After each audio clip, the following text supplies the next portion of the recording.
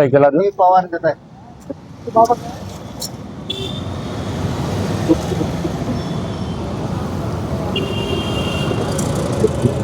छत्रपती शिवाजी महाराज की।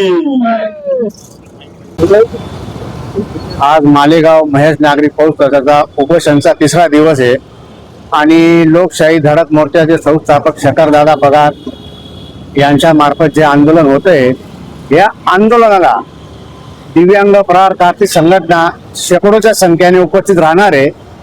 आपण जिल्हा अधिकारी जे मालेगावचे कोणी अधिकारी असतील त्यांना आपण अल्टिमेट देतोय की येणाऱ्या 20 ऑगस्ट पर्यंत या महेश बँके संस्थापक चेअरमन व्हाईस चेअरमन या अधिकाऱ्यावर गुन्हे दाखल जर नाही झाले तर 20 ऑगस्ट रोजी आम्ही सगळे रस्त्यावर उतरून शेकडोच्या संख्येने दिव्यांग बांधव येऊन रस्ता रोको आंदोलन करणार आहे। हा मालेगावचं फार दुर्भाग्य आहे की ऐन वेळेत काही कारण नसताना उपोषणाला बसावं लागतं। न्याय मिळत नाही, न्याय मिळायला पाहिजे, न्यायासाठी उपोषणाला बसावं लागतं। आज हा 17-18 करोडचा जो भ्रष्टाचार केलेला आहे यांच्या डोक्यावर कोणाचा हात आहे हे सुद्धा हा मुद्दा उपस्थित होतोय। आज शिल्लक कारण काहींच्या जमिनी हडप होता, काय अनेक कारण आहे, तुम्हाला पत्रकार बांधवांना सगळं माहितीच आहे। पण येणाऱ्या 20 ऑगस्टला जर नाही जायचं आम्ही संपूर्ण दिव्यांग संघटना लोकशाही धडक मोर्चाच्या पाठीशी राहू आणि खंबीरपणे उभे आहे। आम्हाला सुद्धा वाईट वाटतं की मालेगावात काही कारण नसताना सुद्धा उपोषणाला बसावं लागतं, ते बी 2-2, 3-3 दिवस। काय चाललं काय या मालेगावात? हा छत्रपतींचा महाराष्ट्र आहे, हा फुले शाहू आंबेडकरचा महाराष्ट्र आहे। शिल्लक मंत्र्याच्या गावात जर असं होत असेल ते फार दुर्भाग्य आहे मालेगावाचं।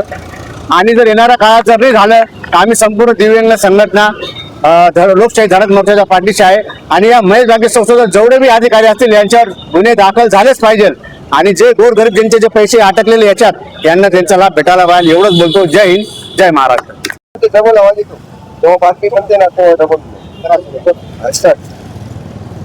आज आंदोलनाचा आज तिसरा दिवस। सन्मान्य अप्पर जिल्हाधिकारी ताईसाहेब यांना आम्ही विनंती केली होती की आमच्या सर्वसामान्य जनतेचे या महेश नागरी पतसंस्थेमध्ये जे त्यांनी कष्टाचा एक रुपया या ठिकाणी जमून ज्या आपल्या घशात घातलेला आहे तो सर्वसामान्य जनतेला वेळीच परत मिळावा।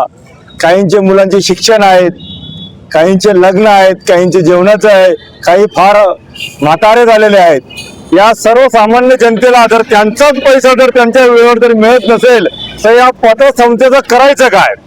तर या सूचनेसाठी या आमचं म्हणणं मांडण्यासाठी आम्ही आज त्यांना हे आंदोलन करून आज तिसरा दिवस उगवला। परंतु या गेंड्याच्या कातडीचे जे सरकार आहे त्या सरकारला तर जाग अजिबात येतच नाही। परंतु आपण प्रशासकीय अधिकारी आपल्याला हात जोडून या ठिकाणी विनंती आहे की आपण या सर्वसामान्य जनतेचे पैसे वेळीच त्यांना मिळावे याकरिताच हे आंदोलन होतं।